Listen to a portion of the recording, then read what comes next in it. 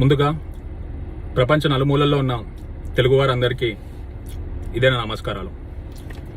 ఒక వెల్మదొర బిడ్డగా వెల్మ పెద్దలకు, వెల్మ వారందరికీ ఇదే నా నమస్కారాలు. ఈ వీడియో చేయడానికి ముఖ్య ఉద్దేశం ఏంటంటే, ఈ మధ్య ఒక పొలిటికల్ పార్టీకి ప్రెసిడెంట్గా ఎన్నుకోబడిన వ్యక్తి, అదే మన రేవంత్ రెడ్డి, తెలంగాణ గడ్డ మీద ఏనాడు లేని కుల పంచాయతీలని, కుల రాజకీయాలను స్టార్ట్ చేస్తూ సొసైటీలో ఉన్న పీస్ అండ్ హార్మోనీని స్పాయిల్ చేస్తున్నాడు. దాంట్లో భాగంగానే ఈ మధ్య వెల్మ సామాజిక వర్గంని గురించి ప్రస్తావించడం జరిగింది రేవంత్ రెడ్డి. అది చూసినప్పటి నుండి మీ అందరి ముందుకు వచ్చి సభా ప్రాంగణంగా మాట్లాడాలనుంది, కానీ అది జరగడం కుదరదు కాబట్టి ఈ వీడియో చేయడం జరుగుతుంది. అయితే రేవంత్ రెడ్డి, ఇది నీకు చరిత్ర మీద ఉన్న మిడిమిడి జ్ఞానంతో నీ స్థాయిని మర్చి నోటికి ఏది వస్తే అది పిచ్చి పిచ్చిగా ఏది పడితే అది మాట్లాడుతున్నావు ఈ మధ్యాహ్నం. అయితే నీకు ఇప్పుడు అసలైన చరిత్ర, నిజమైన చరిత్ర ఏందో నేను చెప్తాను, విను. తెలుగు గడ్డ మీద ఎందరో రాజులు పరిపాలించారు, కానీ దాంట్లో తెలుగు జాతి యొక్క పౌరుషానికి, తెలుగు జాతి యొక్క ఆత్మాభిమానానికి, ఆత్మగౌరవానికి చిహ్నంగా మూడు రాజ్యాల గురించి నేను ఇప్పుడు ప్రస్తావిస్తాను. రేవంత్ రెడ్డి, విను. మొదటిది పల్నాటి యుద్ధం. పల్నాటి యుద్ధం అంటే ఏందో తెలుసా? 1000 ఏళ్ల కింద జరిగిన ఒక చరిత్ర.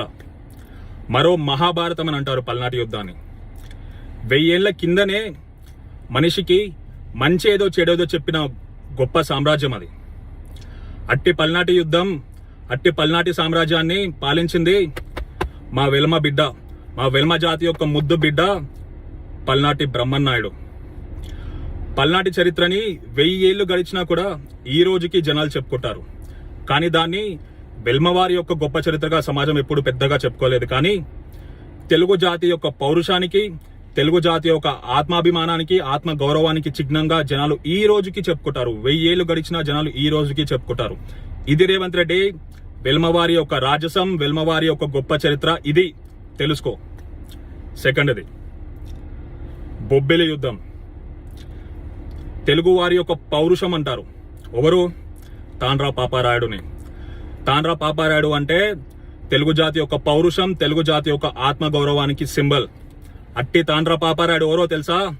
మా వెల్మ జాతి యొక్క ముద్దు బిడ్డ.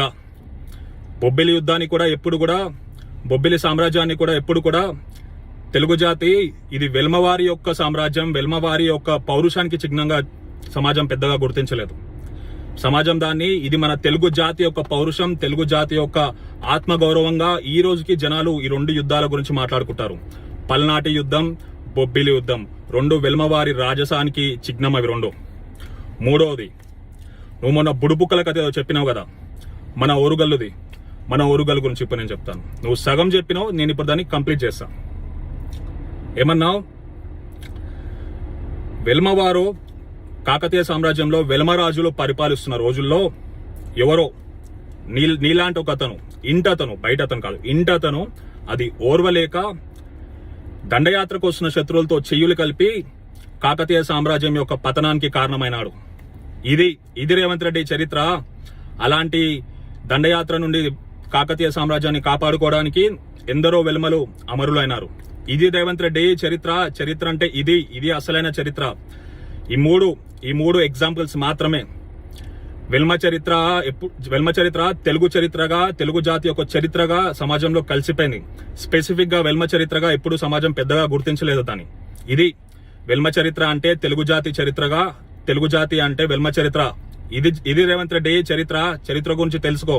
నీకు సరిపోకపోతే హిస్టరీ క్లాసెస్ నేను తీసుకుంటా నీకు. ఇది ఇంకోటి ఏమన్నావు? వెలమలు ఎంతమంది ఉన్నారా? వెలమలంటూ అంటే క్యాస్ట్ కాదు రేవంత్ రెడ్డి.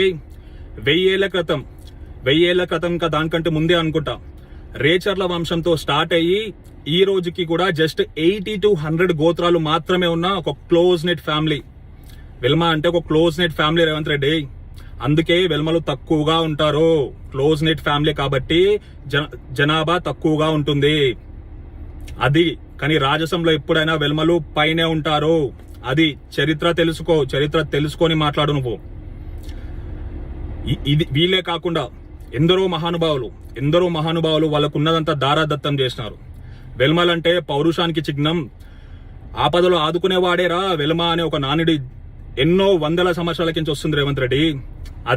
అది వెల్మ జాతి యొక్క చరిత్ర అంటే అది. చరిత్ర తెలుసుకొని మాట్లాడితే బాగుంటుంది రేవంత్ రెడ్డి. నీ స్థాయిని మరిచి నువ్వు ఒక పార్టీకి ప్రెసిడెంట్ అన్న విషయం మర్చిపోయి ఇష్టం వచ్చినట్టు మాట్లాడుతున్నావు. అది ఇది నువ్వు కూస్తున్న కారు కూతలకి నీ జ్ఞానాన్ని పెంచే నీ అజ్ఞానాన్ని కొంచెం దాన్ని పక్కకు జరిపి నీకు కొంచెం నాలెడ్జ్ పెంచాలని చేసిన వీడియో ఇదొకటైతే. సెకండ్, అది నీ పర్సనల్ గ్రడ్జిని ఏంటది? నీ పర్సనల్ గ్రడ్జిని నీకు కేసీఆర్ మీద కోపం ఉంటేనో టీఆర్ఎస్ మీద కోపం ఉంటే రాజకీయం చేయి, వెళ్ళి రాజకీయాలు చేస్తూ కొట్లాడు వాళ్ళని. అంతేకాని నీ పర్సనల్ గ్రడ్జిని రెండు కమ్యూనిటీస్ మధ్యలో వైరంగా చేస్తున్నావు నువ్వు. అన్నదమ్ముల్లా కలిసి ఉంటున్న వెల్మలని రెడ్డిల మధ్య ఒక పెద్ద వైరం క్రియేట్ చేసి పెడుతున్నావు నువ్వు. ఏమొస్తుంది రేవంత్ రెడ్డి? రెండు కమ్యూనిటీలను దూరం చేస్తే, రెండు కమ్యూనిటీస్ మధ్య గ్యాప్ క్రియేట్ చేస్తే నీకు ఏమొస్తుంది? రాజకీయ నాయకుడివే కదా, రాజకీయం చేయడం మర్చిపోయినావా? ఎత్తుకి పై ఎత్తే టీఆర్ఎస్ చేసే ఎత్తులకి నువ్వు ఇంకా పై ఎత్తులేసి ఓడగొట్టు వాళ్ళని. సమాజం ముందుకెళ్ళి టీఆర్ఎస్ కంటే మంచి డెవలప్మెంట్ ఇది చేసా అని చెప్పి వెళ్ళు. టీఆర్ఎస్ కంటే మంచి డెవలప్మెంట్ ఇది చేస్తా అని చెప్పు. తెలంగాణని ఇండియా మొత్తంలోనే నంబర్ 1 స్టేట్ చేస్తా అని చెప్పి జనాల్ని ఓట్లు అడుగు. నా ఓటు, మా వాళ్ళందరి ఓట్లు కూడా నీకే వేస్తాం. అది రేవంత్ రెడ్డి. ఒక పార్టీకి ప్రెసిడెంట్కి ఉండాల్సిన గుణం అది. వెలుమలు మాత్రమేనో రెడ్డిస్ మాత్రమే వేస్తేనో టీఆర్ఎస్ గెలవదు, కాంగ్రెస్ గెలవదు రేవంత్ రెడ్డి. అన్ని కమ్యూనిటీస్ ని కలుపుకొని పోయేవాడే నాయకుడు. నువ్వు ఎమ్మెల్యే మాత్రమే కాదు, నువ్వు ఒక పార్టీకి ప్రెసిడెంట్వి. అందరినీ కలుపుకొని వెళ్తే నువ్వు విజయం సాధిస్తావు. కానీ ఇలా కమ్యూనిటీస్ మధ్య వైరం క్రియేట్ చేసి నీ పర్సనల్ గ్రడ్జిని రెండు కమ్యూనిటీస్ మధ్య వైరంగా క్రియేట్ చేస్తే ఇది మంచిది కాదు రేవంత్ రెడ్డి. అండ్ ఇక నుండి పిచ్చి కారు కూతలు, చరిత్ర తెలుసుకోకుండా పిచ్చి కారు కూతలు కూస్తే మంచిగా ఉండదు రేవంత్ రెడ్డి. నీ గౌరవాన్ని కాపాడుకో. As a political party leader గా నువ్వు నీ గౌరవాన్ని కాపాడుకో. ముందుకెళ్ళు, జనాల ముందుకెళ్ళు, గెలువు టీఆర్ఎస్ పైన. అంతేగాని ఇక నుండి చెత్త కుల రాజకీయాలు చేయడం టోటల్ గా బంద్ చేసుకో రేవంత్ రెడ్డి. ఫస్ట్. సెకండ్ ఇది. అండ్ ఈ వీడియో ముగించే ముందు తెలుగు వారందరికీ భారతదేశాన్ని బ్రాహ్మణులు పరిపాలించారు, తర్వాత శత్రువులు పరిపాలించారు, తర్వాత రాజులు, తర్వాత దొరలని, ఇలా ఒకరి తర్వాత ఒకరు అందరికీ రాజ్యాధికారం వచ్చింది. కానీ బీసీ, ఎస్సీ, ఎస్టీలకి రాజ్యాధికారం రావాలి అంటే మీరందరూ యాక్టివ్ పాలిటిక్స్ లోకి రావాలి. మీరందరూ యాక్టివ్ పాలిటిక్స్ లోకి ముందుకు వస్తేనే మీకు రాజ్యాధికారం వస్తుంది. ఇది 20th సెంచరీ. ఇంకా రాజులు, రాజరికాలు లేవు ఇప్పుడు. రేవంత్ రెడ్డి, నువ్వు డెమోక్రసీ వచ్చిందన్న విషయం మర్చిపోయి ఇంకా రాజులు, రాజరికాలు ఆ కాలంలోనే ఉంటూ ఇంకా హాలోజినేషన్ లో బతుకుతున్నావు అనుకుంటా. నువ్వు దానిలోంచి బయటకు వచ్చి డెమోక్రసీ అని ఒక దగ్గర బతుకుతున్నావు అన్నది గుర్తుపెట్టుకో రేవంత్ రెడ్డి. 20 ఏళ్లలోనే ప్రపంచం ఎంతో ముందుకు వెళ్ళిపోయింది, ఎంతో అభివృద్ధి చెందింది. అలాంటిది నెక్స్ట్ జనరేషన్ 22nd సెంచరీ అయితే మన ఊహకు కూడా అందనంత ముందుకెళ్తుంది. అలాంటి ప్రపంచంతో మనం కొట్లాడాల్సింది పోయి, అలాంటి ప్రపంచంతో పరిగెత్తాల్సింది పోయి కులాలు కులాలు కులాలు కుల చిత్త రాజకీయాలు ఇంకెన్ని రోజులు రేవంత్ రెడ్డి? కులం అనేది మనకు ఒక చిన్న ఐడెంటిటీ మాత్రమే, కానీ అది మనుషుల మధ్య గ్యాప్ క్రియేట్ చేయకూడదు రేవంత్ రెడ్డి. మనుషుల మధ్య గ్యాప్ క్రియేట్ చేసే సొసైటీ నీకు కావాలా?